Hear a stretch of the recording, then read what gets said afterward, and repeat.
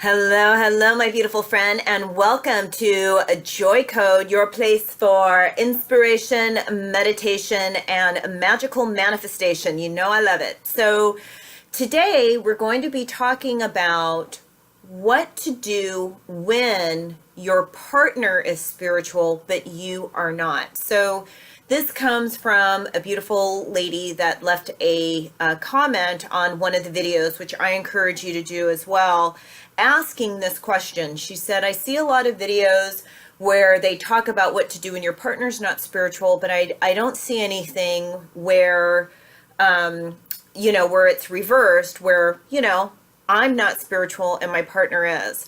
And so I've really been meditating on this issue because I believe that relationships are the doorway into self-realization, right? How we relate to one another is so important to our mental, physical, and spiritual well-being. So my hope for this video is that if you're in a relationship where you're not spiritual and your partner is, that you have an opportunity to sit down, watch the video together, so then you can have a real conversation, because I believe in you, I believe in what you want, and I believe in your relationship. Yes? Yes, I know. It's good stuff.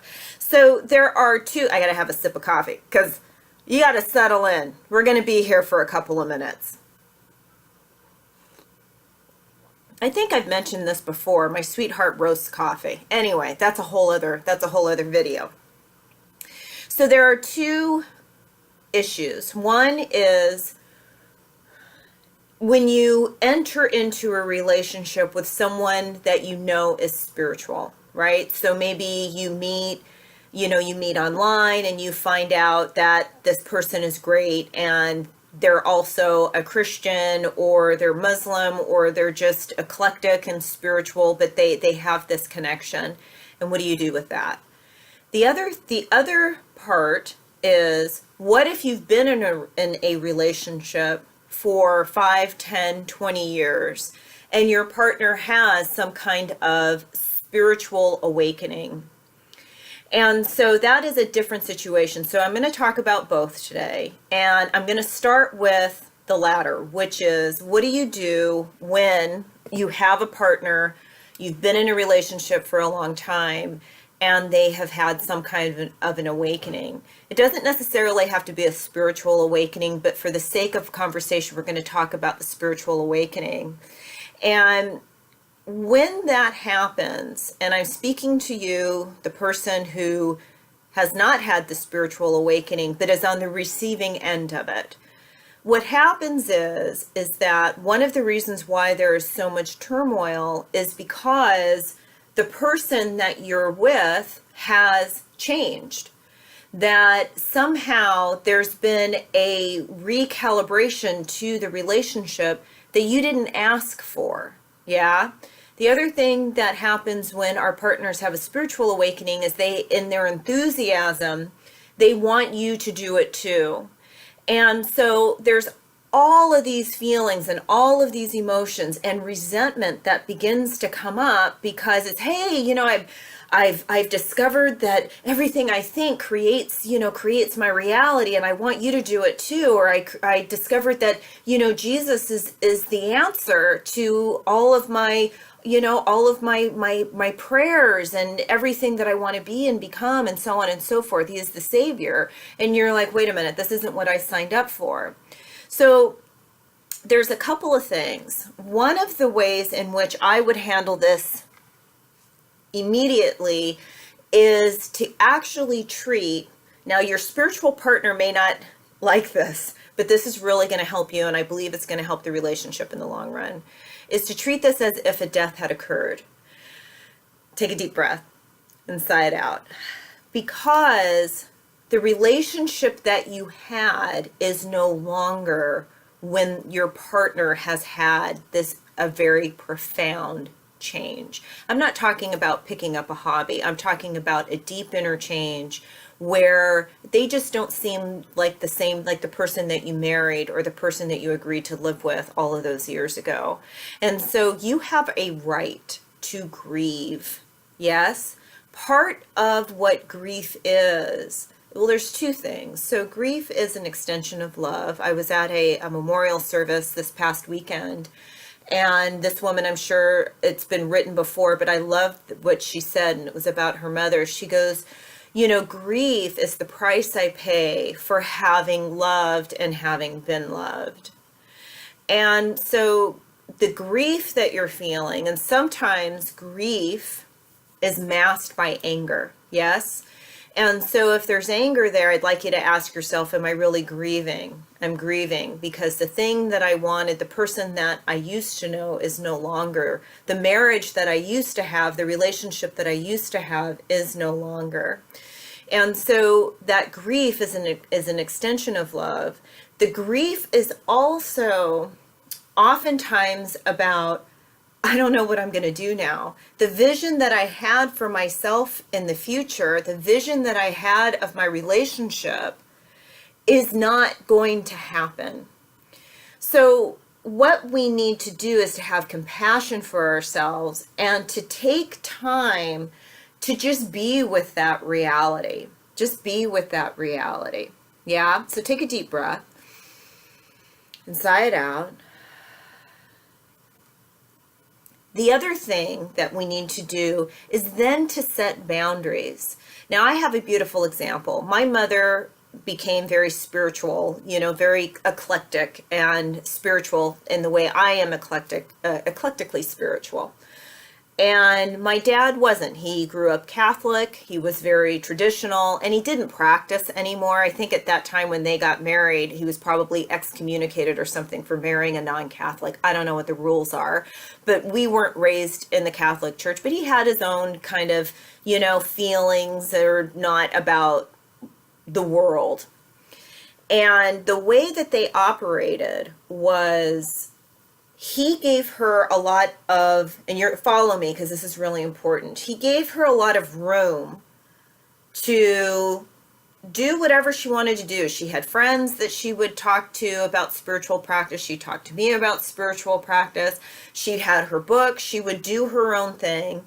And sometimes he would go with her to certain events. And then other times he says, you know what, that's not really my thing. I don't enjoy it.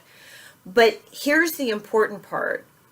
Her interest in spiritual practice, yes, wasn't the foundation of the relationship. So they had other things that were at the core of the relationship. So hear me now. If your relationship is in trouble because your partner has had this big awakening, this spiritual awakening, it's very likely that you did not have a strong foundation in the relationship in the beginning.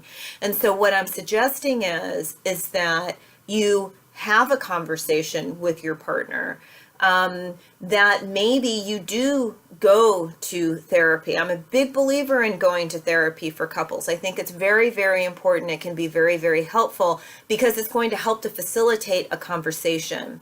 And so what I want to convey to you is that you have a right to whatever it is that you're feeling, the grief and the anger and the bewilderment and the disappointment. You also have a right to set clear and decisive boundaries, yes? So you have a boundary that says, that's fine for you. If you want to go to church on Sundays and you want to go and do that, that's fine. I really don't have an interest in that.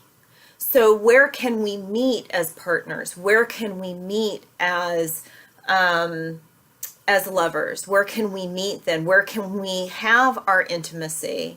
Now, here's the exciting thing. Your partner now is going off and having new experiences that she or he can come home and share with you, not in the context of needing to convert you. That's where your boundary has to be. It has to be very clear. I don't want to be converted, but I do want to hear about your day. I do want to hear about your insight. So now there's new energy that's coming into the relationship, that there are secrets that your partner has that can be very exciting for you to discover, yes? And that there's something new for you to discover. So after the grief, remember we're treating this as if a death had happened. After moving through the grief, then comes the hope and the opportunity.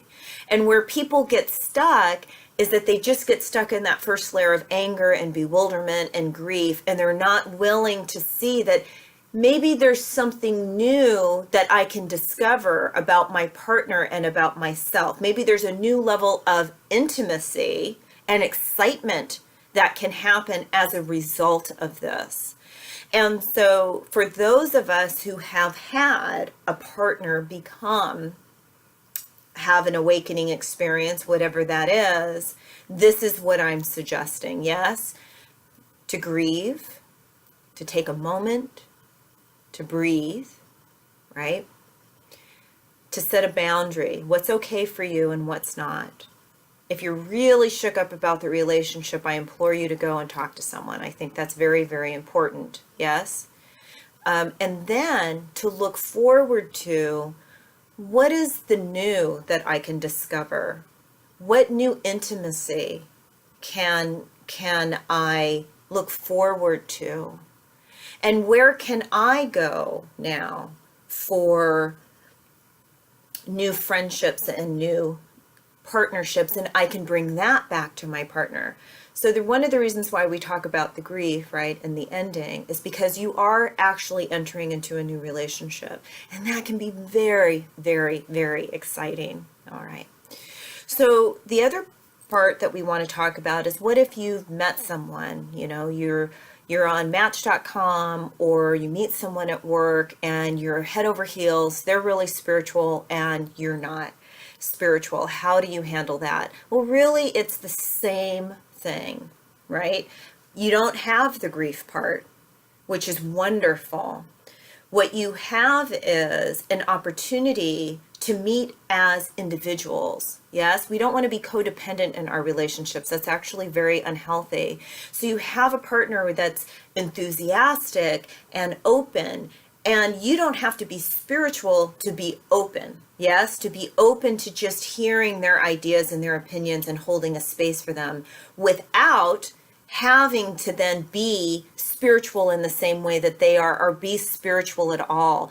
There is something else about the relationship that you can cultivate. Yes, there's another way in which you can establish more intimacy, and there's nothing more beautiful than giving your partner the space to just be themselves. Now, be very mindful that sometimes our spiritual partners want to secretly convert us, right? Like eventually he'll catch the consciousness of my spiritual enlightenment, and he'll want to do it too, or she'll want to do it too. So you have to be very clear that that's not what you want. What you want is to be with the totality of who they are, not just the spiritual part.